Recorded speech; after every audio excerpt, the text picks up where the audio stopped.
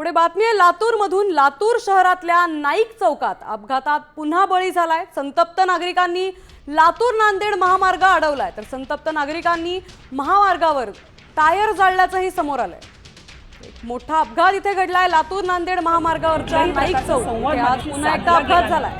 याचं अत्यंत दुःख आहे मला।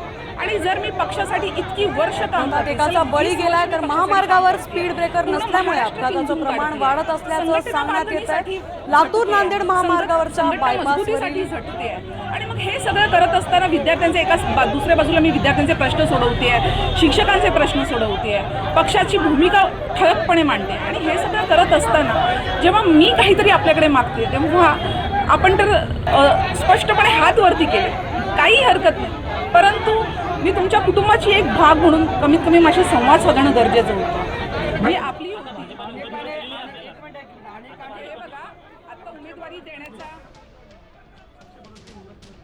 पक्षप्रवेश आज आपण बघत आहात की आपण जर बघत असाल तर आता लातूर नांदेड महामार्गावर टायर जाळण्यात आलेत अपघाताच्या निषेधार्थ। अपघातांचं सत्र इथे बऱ्याच दिवसापासून सातत्याने सुरू आहे, त्यामुळे 2 दिवसांपूर्वीच गरुड चौकात सुद्धा अपघातात एका वृद्ध व्यक्तीचा महामार्ग अडवत महामार्गावर आंदोलन केलं गेलंय। वृद्ध व्यक्तीचा एका अपघातात मृत्यू झाला होता, त्यानंतर हे आंदोलन केलं गेलं। यावेळी महामार्गावर मोठा जमाव जमलाय, तिथे टायर्स देखील जाळण्यात आले। गेल्या काही दिवसांपासून तिथे अपघातांचं सत्र चालू आहे, त्यानंतर संतप्त नागरिकांनी इथे आंदोलन केलं।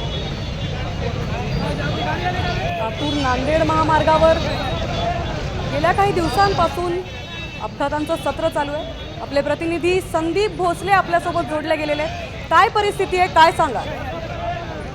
तर म्हणजे अत्यंत आक्रमक पवित्रा जे आहे ते आंदोलकांनी घेतला होता। मागच्या काही दिवसापासून लातूर नांदेड महामार्गावरच्या या बायपास परिसरामध्ये जो नाईक चौक आहे आणि गरुड चौक आहे, येथे सातत्याने अपघात होत आहेत। आतापर्यंत अनेकांचे जे प्राण आहेत त्या अपघातामध्ये गेल्याचं आहे आणि त्यामुळे कुठेतरी आता संतप्त नागरिकांनी रास्ता रोको केला आहे। महामार्गावर ठिकठिकाणी स्पीड ब्रेकर करावे, सुरक्षेच्या दृष्टिकोनाने बॅरिकेड्स लावावे, अशा प्रकारची मागणी आहे। त्यामुळे संतप्त नागरिकांनी टायर जाळत महामार्गावरती रास्ता रोको जो आहे तो त्यामुळे आपण बघतोय नागरिकांचा मोठा जमाव इथे पाहायला मिळतोय। रास्ता रोको आंदोलन केलं जातंय। गेल्या काही दिवसांपासून इथे अपघातांचं सत्र चालू आहे।